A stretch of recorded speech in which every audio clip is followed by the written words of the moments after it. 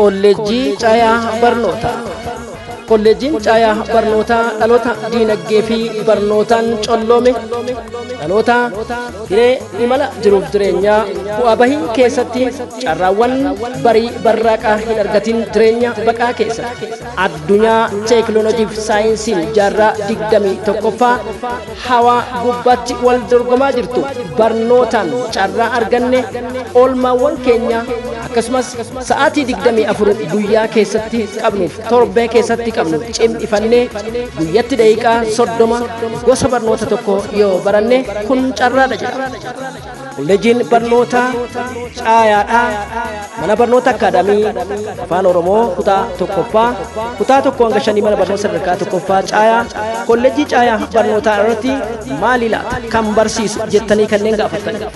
Barnoota afaan Oromoo bu'uuraa, barnoota seer-lugaa sadarkaa olaanaa, barnoota afaan Ingiliffaa wixinee jalqabaa, akkasumas barnoota afaan Ingiliffaadhaa kan conversation yookiin haasa'aa.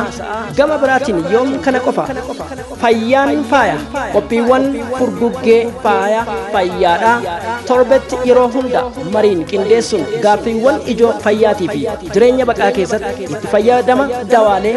Gama biraatiin dhaloonni bu'aa bahii kamuu keessatti qor jireenya dhandhama eeyyeen dhaloonni fayyaan dabaalame akkasumas baasiiwwanii fi leecalloowwan garmaletti gubatan tajaajila aantummaa yookiin tola ooltummaa of qopheessu fayyaa isaa keessatti maali laata dhibeewwan kalee garaacha turuu kan hin jenne kaansarii fi dhibeewwan sukkaaraa akkasumas jiwwan gurguddoof itti fayyadama dawaawwan kara salphaan biyyoota alaa keessatti argamanii fi tajaajila gorsaa gaaffiiwwan gaafataniif ogeeyyiis affeeruun bifa addaatiin dhufe kolleejjiin Caayaa safuuf duudhaa Oromoo dhaloota safuuf duudhaan ijaarame miiltoo utubaa barnoota sirna gadaa irratti boqonnaawwan gara garaatiin. Gama biraatiin barnoota biizinasii fi ogummaa diinagdee kuufattan akkamitti akka itti fayyadamuu qabdaniif diinagdee keessan xiqqoodhaan. Gama biraatiin heerota saayikooloojii diinagdee yookiin barnoota xiinsammuutii fi ogummaa biyya ambaa jiru keenyatti tajaajilaa fi ogummaa waara egeree jireenyaa gochuuf iccitiin milkaa'inaa maali? Barnoota biizinasiif diinagdee kana qofaa miti. Barnoota heeraa fi seeraa bu'uura ilma namaa keessatti nageenyummaa ilmi namaa baruun jaalala biyyaa amala lammummaa gaarii baruudhaaf eeyyeen heerota maatii Oromiyaa heerota hawaasummaa kan biyyoolessaaf heerota idil addunyaa fi siiviikii hunda kan keessatti bartan kolleejjii Caayaa barnootaati.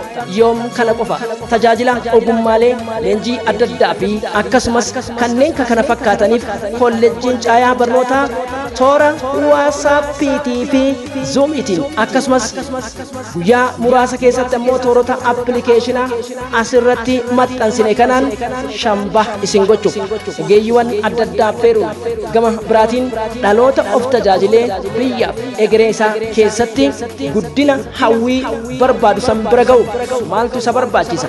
Iccitii milkaa'ina isaa jedha kolleejjiin Caayaa barnootaa saayikooloojii yookiin xiinsammuudha.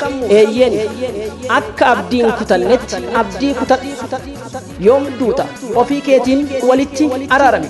Kana malees seerota hojmaata iccitiiwwan milkaa'ina 80-20 karoorawwan aabaa caala kufaatii fi midhuuwwan kufaatii keessatti furmaanni of qopheessuu dhalootaaf maali?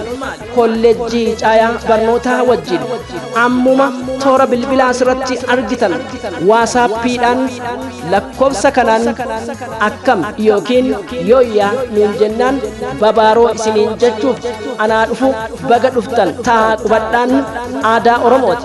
Keessummaa simachuun dhufa bohaarsiti. Eeyyeen kanneen qorannoof kutannoo jijjiirama hojmaataa keessatti of jijjiiruun maatii keessan jijjiirattanii barnoota hiree carraa argattan. Barnoonni daangeffama umrii hin qabu. Barnoonni saala yookiin amantiidhaan hin qabu. Qaanis hin qabu. Barnoonni mul'ataa fi utubaa qaroominaati. Koottaa wal faana haa barannu. Kolleejjii Caayaa barnootaa toora teessoo keenyaa bilbila foddaa yookiin suuraa irratti argitan kanaan nu dubbisa. Kolleejjii Caayaa barnootaa.